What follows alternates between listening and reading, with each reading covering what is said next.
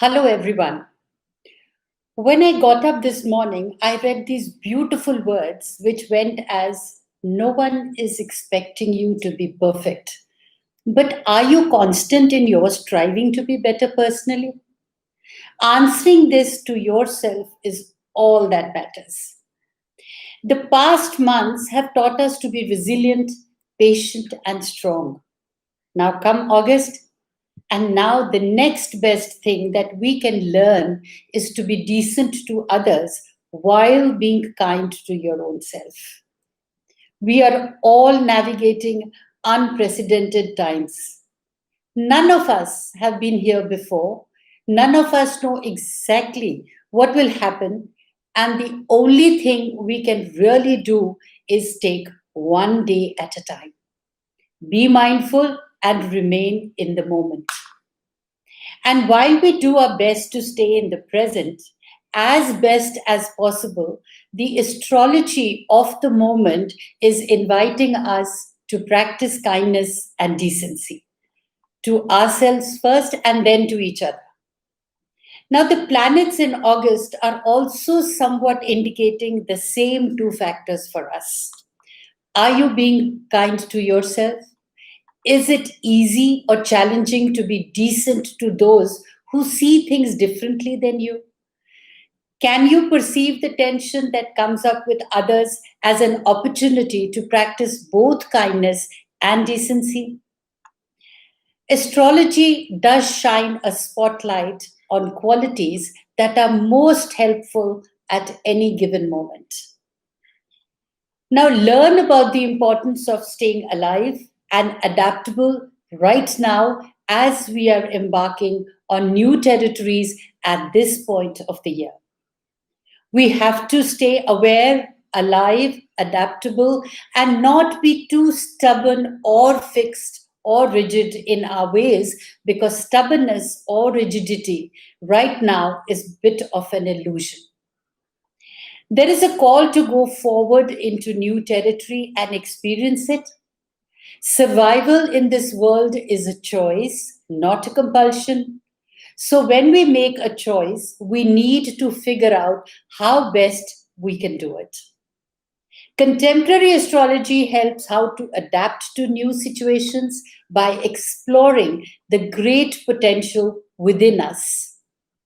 And since we are aware that we can't go back to the way the things were, what we can do now is to make the situations better to the best of our ability and being proud of the fact that we are realistically positive about the outcomes. An honest insight is an acceptance that even in the past we cribbed because the way things were. Weren't they the way we really wanted them to be? Or were they there? We really wanted changes, so now is the time to work on these changes and manifest them. Let's all be kind to ourselves and decent to others. And this reminds me what our very own Mahatma Gandhi that said, in a gentle way, you can shake the world.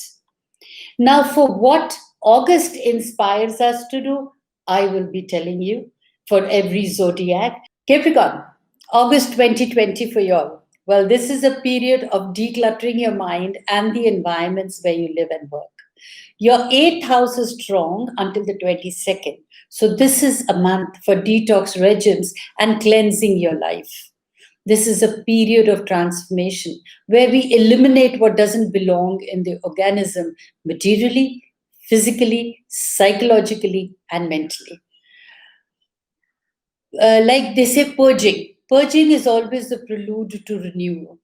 So go through your possessions and get rid of what you don't need or use. Sell it or give it to charity. Use meditation to get rid of mental and emotional patterns that are not useful anymore. You will feel like a different person afterwards. This is a good month for making financial readjustments, tax planning, and if you're of appropriate age, estate planning too. It's also sexually active kind of a month. Whatever your age or stage in life, the libido is stronger than usual. Health remains good this month and will get even better after the 22nd, especially when there will be a grand trine in the earth sign, which is your native element. This is beneficial for you. Your already strong management and organizational skills get stronger than normal. Finances will go much better and easier too. Indicates good prosperity from the 22nd onwards. Try to sort out financial conflicts with your spouse, partner, or current love, and they can be resolved with open hearted communications. Even though your financial planet Uranus goes retrograde after the 15th, but situations slow down and your earnings will still keep pouring. There will be many happy financial opportunities after the 22nd, but they need some diligent study. Don't rush into anything. Health can be enhanced through detox regimes after the 5th. Venus moves into your 7th house on the 7th and will be there till the rest of the month. For singles, this shows a relationship, though be patient before you take before you take this relationship seriously or make any commitment. This transit also indicates that you could be mixing with people of power and prestige, people above you in status. The career is enhanced through networking. A lot of your socializing could be career related now.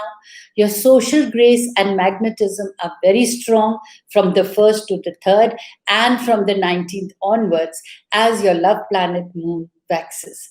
The full moon of the 11th and the new moon of the 27th are other indicators of you being able to lead a very happy, contented life. For the best days, for the stressful days, for your honey, your money, and your career, for those specific dates, you will have to visit my website.